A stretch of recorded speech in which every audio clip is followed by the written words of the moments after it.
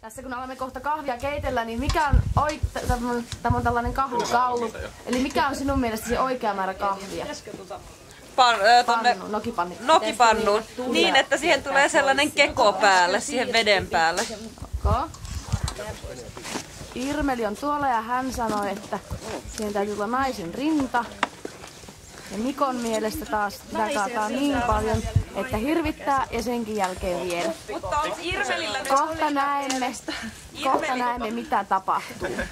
Onko tää niinku A-kutti vai D-kutti tää? Mikään.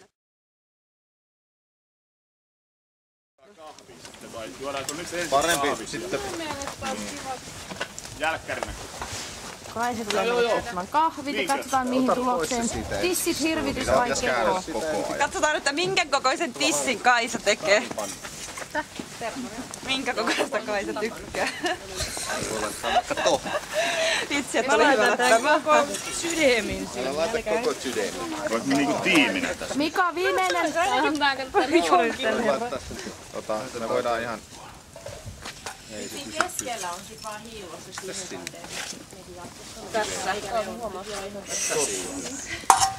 Mut siinä on, kun se on ihan sikakuuma toi, kun nää kaikki. Mä lorottelin sitä kahvia, niin mä sanon sitten kun riittää. Vielä. Aika hyvä. Ei ollut. No niin. Anna olla joku päälle. Olla. Pistä kansi päälle. Se on täällä. Onko se kansi missä? Kaisa. Tuolla. Onks tää taas? Tää on aina oikea tapa keittää kahvia. Ja sitten kysytte mun kollegalta, niin tää on just väärä tapa. Se kuuluu kiehauttaa. Niin just. Ei, sitä ei kiehauteta, vaan nyt se pitää antaa vettyä läpi. Ja sitten pitää säikäyttää pohjalla. Niin, kaadetaan taikka säikäyttää muuten.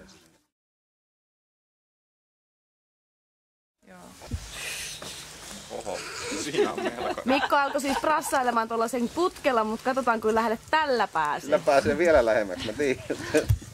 Tää on pehmeä vielä. Mistä näistä tietää? Onko se mikä on tuossa reunassa vai onko se vasta käännetty? En mä tiedä.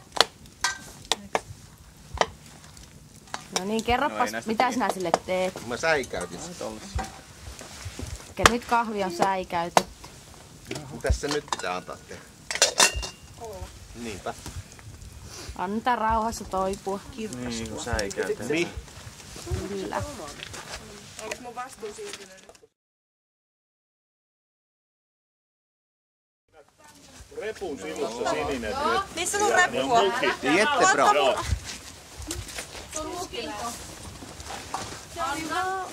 Kahvi on hyvä. Sen roskan ja laitat. Joo. Anteeksi. Anteeksi herra. Täällä on tokka. Smakprov.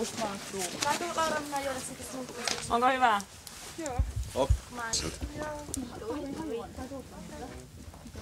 Se on hyvin musta. No niin, ihan pro.